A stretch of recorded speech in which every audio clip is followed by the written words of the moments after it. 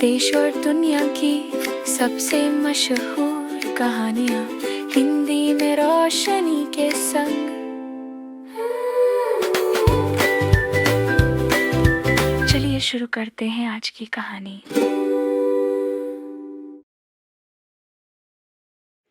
नमस्कार दोस्तों, आज हमारे श्रोताओं के लिए मैं लेकर आई हूँ चार्ल्स डिकेंस द्वारा लिखी गई कहानी आवर नेक्स्ट डोर नेबर का हिंदी अनुवाद हमारे पड़ोसी।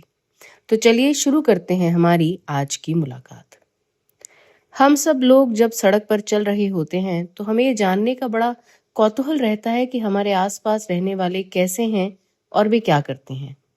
और इस सब में हमें सबसे ज्यादा मदद उनके मुख्य द्वार को देखने से मिलती है जो सड़क पर खुलता हो। आदमी के चेहरे पर आने जाने वाले हाव भाव का अध्ययन बहुत ही खूबसूरत और दिलचस्प होता है, पर मुख्य दरवाजे पर लगे डोर नॉकर या खटखट करने वाले लोहे के छल्ले की बनावट से भी हम उसमें रहने वालों के बारे में काफी कुछ सही सही अंदाजा लगा सकते हैं। जब हम किसी आदमी से पहली बार मिलते हैं तो हम उसके दरवाजे पर लगे डोर नॉकर की बनावट से बहुत कुछ उस आदमी के बारे में जान सकते हैं, क्योंकि हमें ये अच्छी तरह पता है कि सामने लगे डोर नॉकर और अंदर रहने वाले आदमी में काफी कुछ समानता हो सकती है। उदाहरण के तौर पर एक नौकर जो अक्सर लोगों के घरों के बाहर लगा होता है, उसके छल्ले के अंदर एक हंसते मुस्कुराते हुए शेर का चेहरा बना रहता है, जिससे आप ये अंदाजा लगा सकते हैं कि भीतर रहने वाला आदमी कदापि गंवार नहीं हो सकता। वहां जाने पर आपका गर्मजोशी से स्वागत होगा और हो सकता है आपको एक प्याला गर्म चाय या कुछ मदिरा पान करने के लिए भी मिल जाए। इस तरह का डोर नौकर किसी छोटे मोटे वकील या ब्रोकर के यहाँ नहीं मिलेगा। उसके नौकर पर एक अलग किस्म का शेर बना पाया जाएगा, एक भारी व भयानक दिखने वाला शेर का चेहरा, जो कि एक प्रकार की जंगली मूर्खता को बयां करता है। डोर नॉकर्स में एक तरह का ग्रैंड मास्टर और स्वार्थी, निर्दयी व कठोर व्यक्ति को दर्शाता है। फिर एक प्रकार का खूबसूरत सा मिस्री या इजिप्शियन नौकर, जिसमें एक लंबा चेहरा, थोड़ी उठी हुई नाक और तराशी हुई ठुड्डी होती है। इस तरह का नौकर बहुधा सरकारी दफ्तरों में काम करने वाले लोगों के घर के बाहर दरवाजे पर लगा होता है। वह हल्के मध्यम या फीके रंग के कपड़े पहनता होगा और गले में कल्फ लगी नेक टाई लगाता होगा। छोटा या स्पेयर, अपने आप को बहुत ही ठीक ठाक और महत्वपूर्ण समझने वाला आदमी होगा तथा जो अपनी राय को बिल्कुल सही समझता होगा। कुछ साल पहले हम एक नए प्रकार के नौकर, जिसमें कोई चेहरा नहीं था, देखकर चकरा गए। जिसमें से एक छोटे से हाथ या छड़ी से फूलों की एक गोल माला लटक रही थी। फिर कुछ अनुसंधान और खोजबीन से हमें ये पता चला कि इस प्रकार के नौकर या द्वार खटखटाने वाले ऐसे लोगों के घर में लगे रहते हैं जो बहुत औपचारिक और ठंडे किस्म के लोग रहते हैं, जो आपसे हमेशा ये कहेंगे कि आप आते क्यों नहीं, पर कभी भी आपको अंदर आने के लिए नहीं कहेंगे। सब लोग ये जानते हैं कि उपनगरीय बड़े बड़े विला टाइप घरों में और विस्तृत विशाल स्कूलों, जिसमें छात्रावास भी होते हैं, में पीतल के नौकर्स लगे रहते हैं। और इस प्रकार के नौकर को देखने के बाद हमने अन्य प्रकार के नौकर्स का विवरण ऊपर देने का प्रयास किया। कुछ कपाल विज्ञानी इस बात का दावा करते हैं कि आदमी के अंदर भिन्न प्रकार की भावनाएं और आवेग उसकी खोपड़ी की बनावट के विकास को प्रभावित करते हैं।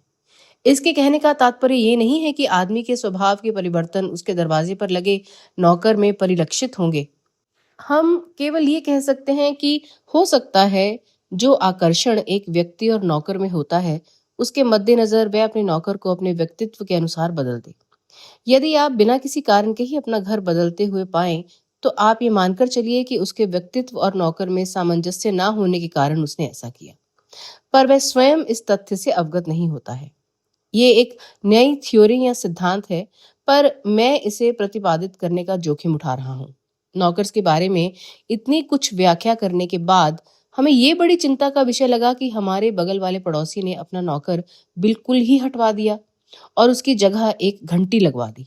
ये एक ऐसी आपदा या परिस्थिति थी जिसकी हमने कभी कल्पना नहीं की थी। कोई आदमी बिना नौकर के रह सकता है? ये विचार ही बड़ा विचित्र और भयानक लगता है, जो हमारे दिमाग में एक क्षण के लिए भी घुस नहीं सकता और हमारी कल्पना के परे है। इसी तरह से घूमते फिरते हम ईटन स्क्वायर पहुंच गए, जो कि उस वक्त केवल एक बिल्डिंग थी। पर हम इस चीज को नोट करके बहुत अचंभित हुए और चौंके भी कि घंटियों या डोर बेल्स का चलन बहुत तेजी से बढ़ता जा रहा है और डोर नॉकर तो लुप्त होते जा रहे हैं। इससे नॉकर्स के बारे में हमारी थ्योरी गलत साबित हो सकती या उसका आधार ही खत्म होता जा रहा था। हम जल्दी जल्दी घर आ गए और ये देखते हुए कि नौकर्स की प्रथा अब खत्म होती जा रही थी, हमने विचार किया कि अब हम किसी व्यक्ति के बारे में उसको देखकर ही कोई धारणा बनाएंगे। हमारे घर की बाईं ओर जो घर था वह आजकल खाली था, अतः हमारी दाईं ओर जो घर था उसके निवासियों के बारे में देखने सुनने का पर्याप्त समय था। दाएं हाथ वाला घर, जिसमें नौकर नहीं था, वह एक सिटी क्लर्क के कब्जे में था और उसकी बैठक की खिड़की पर एक नोटिस चस्पा था कि एक अकेले आदमी के रहने के लिए यहाँ कमरा उपलब्ध है। वह घर सड़क के छायादार हिस्से में एक छोटा सा साफ सुथरा मकान था। उसके पैसेज में एक नया पतला फर्श का बिछावन था और पहली मंजिल तक जो सीढ़ियां जा रही थीं उस पर भी नई पतली कालीन बिछाई हुई थी। वॉलपेपर भी नया था, रंग रोगन भी नया किया गया था तथा फर्नीचर भी नया था। इन तीनों चीजों को देखकर ऐसा लगता था कि किराएदार एक सीमित साधनों का आदमी था। ड्राइंग रूम में भी एक छोटी लाल काले रंग की कारपेट थी और उसके चारों ओर बॉर्डर की फर्श थी। छोटी सी मेज और कुछ धब्बे वाली कुर्सियां भी थीं। एक छोटे से साइड बोर्ड के दोनों ओर गुलाबी रंग के शेल्स रखे थे और एक आतिशदान पर कुछ और पिंक शेल्स रखे थे और उन सबके ऊपर 3 मोर पंख सुरुचिपूर्ण ढंग से सजाए हुए थे। यही सब उस कमरे की सजावट को पूरा करते थे। इस कमरे में दिन के समय एक भद्र लोग को बिठाया जा सकता था। इस कमरे के पीछे एक और कमरा था जो रात में उसका बेडरूम था। खिड़की में लगी नोटिस ज्यादा दिन तक चिपकी नहीं रह पाई, क्योंकि जल्द ही एक आदमी जो गठीले बदन का था और जिसकी उम्र लगभग 35 साल की रही होगी, वह किराए पर रहने के लिए आया और संभवतः जल्दी ही किराया आदि और अन्य चीजें तय हो गई होंगी, क्योंकि शीघ्र ही वह नोटिस हटा ली गई थी। 1-2 दिन बाद ही वह अकेला आदमी रहने के लिए आ गया और अब उसका असली चरित्र निकल कर आया। सबसे पहले तो उसे रात में 3-4 बजे तक जगे रहने की आदत थी और उस वक्त वह विस्की में पानी मिलाकर पीता रहता और तमाम सिगार भी फूंकता रहता था। फिर वह अपने दोस्तों को बुलाने लग गया, जो रात में 10 बजे और अल सुबह तक वहां गुलगपाड़ा मचाते रहते थे। वे मिलजुल कर जोर जोर से आधा दर्जन गानों की 2 लाइनें गाते थे और फिर कोरस में जोर जोर से कोई अन्य गाना गाने लग जाते थे, जिससे उनके पड़ोसियों को बहुत परेशानी होती थी और उस एकाकी आदमी की तकलीफ का तो आप अंदाजा लगा ही सकते थे। अब ये तो बड़ी गड़बड़ बात थी और ऐसा हफ्ते में 3 बार होता था।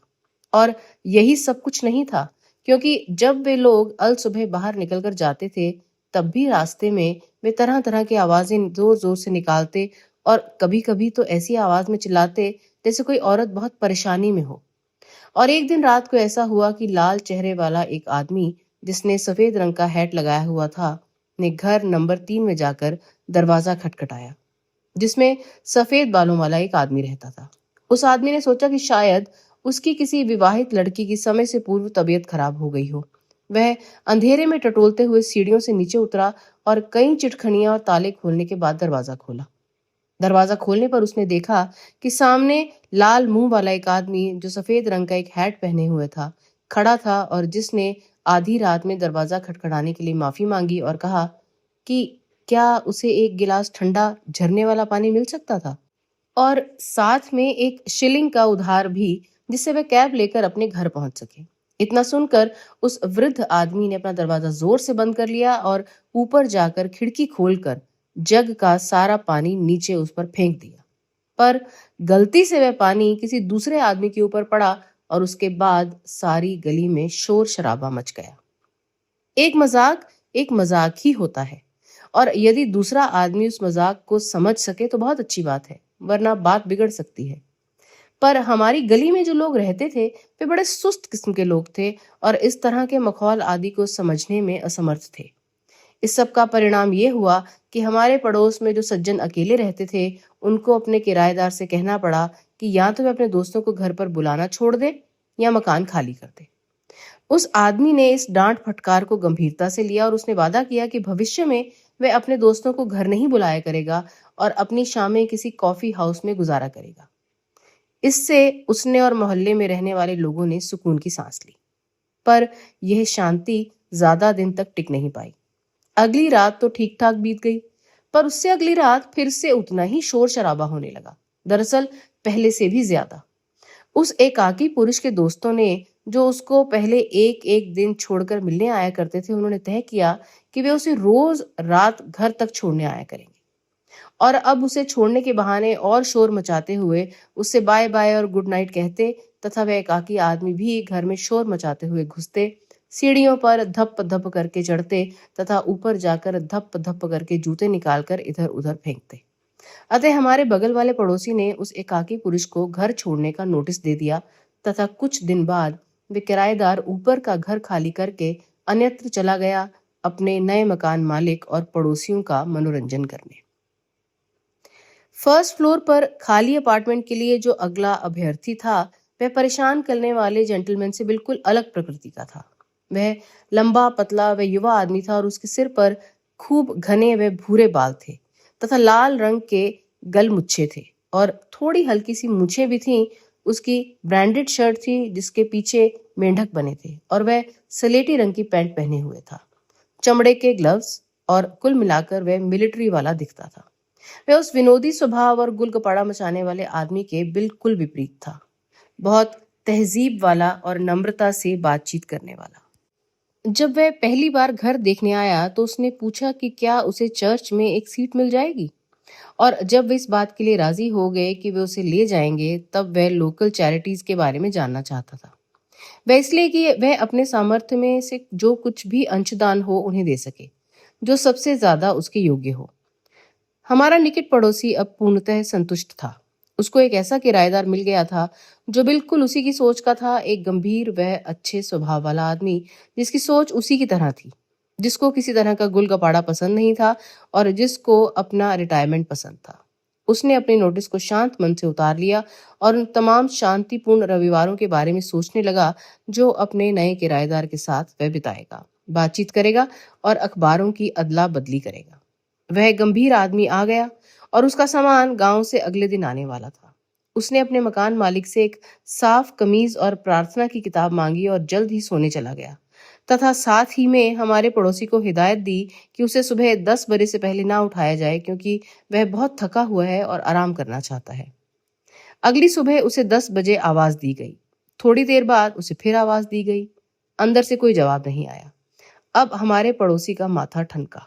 उसने दरवाजे को धक्का दिया। दरवाजा एक धक्के से खुल गया, पर यह क्या, अंदर तो कोई नजर ही नहीं आ रहा था। वह गंभीर सा दिखने वाला आदमी वहां से रहस्यमय तरीके से गायब हो गया था और अपने साथ शर्ट व प्रार्थना की पोथी के अलावा एक चम्मच और बिखरी चादर भी ले गया था। इस वाकये के बाद पता नहीं क्या हुआ।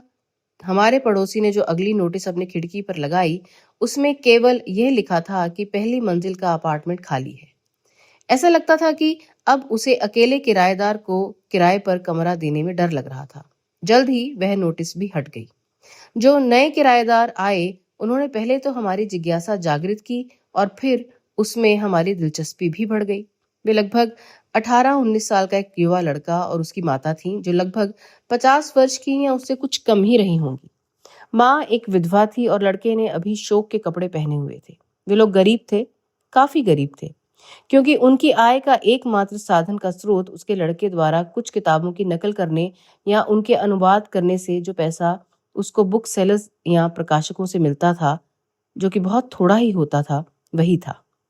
वे लोग किसी गांव से आकर लंदन में बसे थे, कुछ इस वजह से कि लंदन में उस लड़के को नौकरी ढूंढने की संभावनाएं ज्यादा थीं, और दूसरी एक वजह यह भी हो सकती थी कि शायद वे अब उस जगह और ज्यादा दिन नहीं रहना चाहते थे जहां उन्होंने पहले अच्छे दिन गुजारे थे और जहां अब लोगों को उनकी गरीबी के बारे में पता था।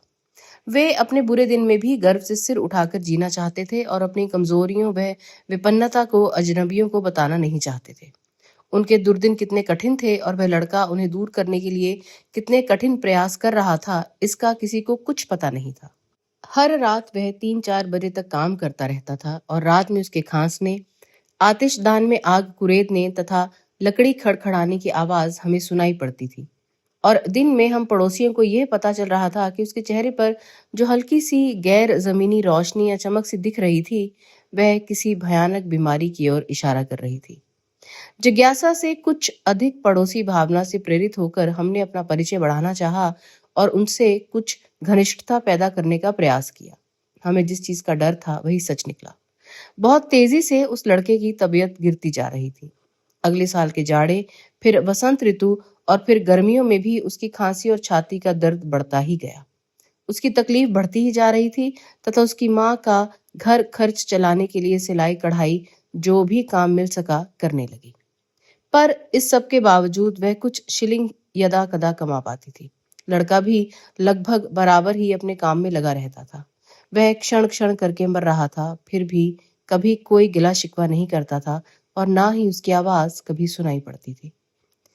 शिशिर ऋतु की एक सुहावनी शाम को हम अपने कृशकाय मरीज को देखने गए।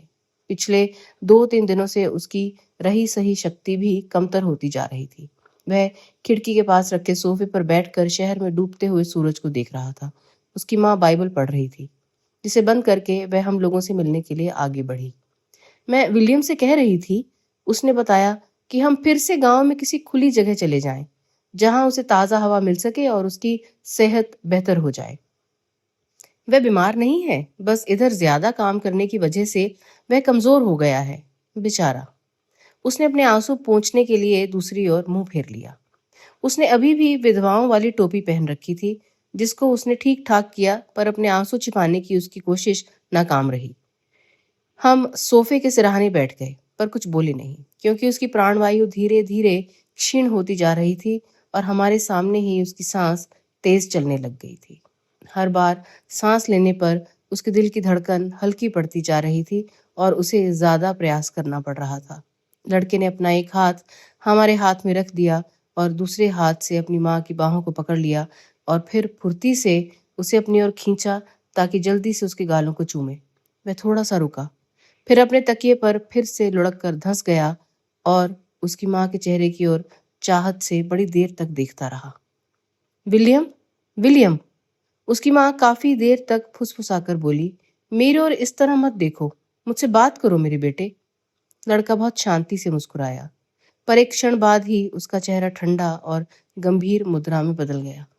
विलियम, मेरे प्यारे बेटे, अपने आप को उठाओ, मेरी ओर इस तरह से मत देखो मेरे प्रिय, मैं प्रार्थना करती हूँ ऐसा मत देखो। हे भगवान, मैं क्या करूं? वह विधवा स्त्री चिल्लाई, अपने दोनों हाथ तमाम दुख दर्द से जोड़ते हुए बोली, मेरा प्यारा बेटा, ये तो मर रहा है। लड़के ने तमाम जोर लगाकर अपने आप को ऊपर उठाया और अपने दोनों हाथ जोड़कर बोला, माँ, ओ मेरी प्यारी माँ, मुझे खुले मैदान में दफन करना, कहीं भी, इन भयानक गलियों को छोड़कर। मैं वहां पर रहना चाहूंगा जहां पर तुम मेरी कब्र को देख सको, पर इन बंद अंधेरी गलियों में कभी नहीं। इन्होंने मुझे मार डाला है। मुझे फिर से चूमो माँ, तुम अपनी बाहें मेरे गले में डालो।